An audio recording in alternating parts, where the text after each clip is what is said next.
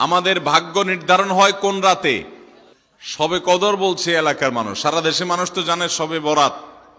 আমাদের ভাগ্য নির্ধারণ হয় শবে বরাতে না শবে কদরে? মাশাআল্লাহ, এলাকার মানুষটা সঠিকটা জানেন, বোঝা গেল। শবে বরাতে যত মানুষ মসজিদে আসে আমাদের দেশে, সারা বছরের অন্য কোন রাত দিন অন্য কোন সময় এত মানুষ মসজিদে আসে কারণ কি? শবে বরাতে মানুষ মসজিদে বেশি আসে কেন? সারা দেশের মানুষ তো জানে ভাগ্য নির্ধারণ হয় শবে বরাতে। ভাইরা আমার, কোরআনে হাকিমে সূরা দুখানের ৩ এবং ৪ নম্বর আয়াত যদি আপনি দেখেন, আল্লাহ রাব্বুল আলামিন ইরশাদ করেছেন, ইন্না আনজালনাহু ফি লাইলাতিন মুবারাকাহ ইন্না কুন্না মুনজিলিন ফিহা ইউফরাকু কুল্লু আমরিন হাকিম।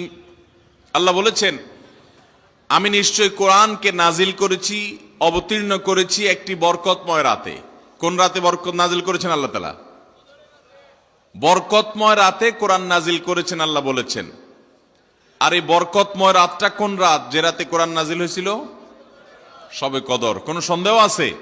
কারণ কোরআনের আরেক আয়াত বলছে, ইন্না আনজালনাহু ফি লাইলাতিল কদর, আমি কোরআনকে নাজিল করেছি যে রাতে, সেটা হলো লাইলাতুল কদরে।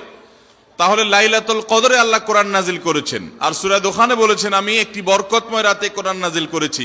তাহলে এখানে বরকতময় রাত বলতে যে লাইলাতুল কদরকে বোঝানো হয়েছে, সেটা দিনের আলোর মতো পরিষ্কার। ঠিক কিনা বলেন?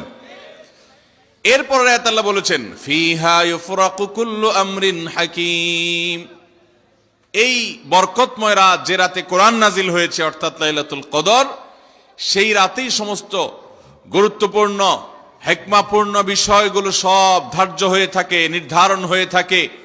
এই আয়াতের আলোকে বোঝা যায় মানুষের ভাগ্য সারা বছরের যেটি লিপিবদ্ধ হওয়ার কথা, সারা বছরের যে বাজেট হওয়ার কথা, সেটা হয়ে থাকে লাইলাতুল কদরে, শবে কদরে।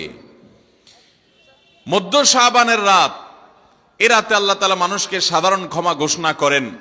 যাদের মনে হিংসা নাই, যাদের মনে মানুষের প্রতি বিদ্বেষ শত্রুতা নাই, এবং যারা শিরকে লিপ্ত না, এই মানুষগুলো ছাড়া বাকি মানুষগুলোকে মধ্য শাবানের রাত, যেটাকে আমরা শবে বরাত বলি, হাদিসের ভাষ্য শবে বরাত নয়, হাদিসের ভাষ্য হলো লাইলাতুন নিসফি মিন শাবান, সেই রাতে আল্লাহ রাব্বুল আলামিন বান্দাকে সাধারণ ক্ষমা ঘোষণা করেন। এটা একটা ভিন্ন বিষয়। কিন্তু বছরের সবচেয়ে শ্রেষ্ঠ রাত হলো লাইলাতুল কদর, যেই রাতে আল্লাহ তাআলা বান্দার ভাগ্য ঠিক করেন। এই রাতে যে ভাগ্য আল্লাহ নির্ধারণ করে থাকেন, সেই নির্ধারণটা যেন আমাদের অনুকূলে হয়, সেই নির্ধারণটা যেন আমাদের জন্য কল্যাণকর হয়। আল্লাহ যেন আমাদের ভাগ্যে ভালো কিছু লেখেন, খারাপ কিছু যেন না লেখেন। আল্লাহ যেন তাকদীরে আমাদেরকে ভালো কিছু দেন, মন্দ কিছু থেকে বাঁচিয়ে রাখেন। সেজন্য আমরা সবাই কামনা করি কি করি না?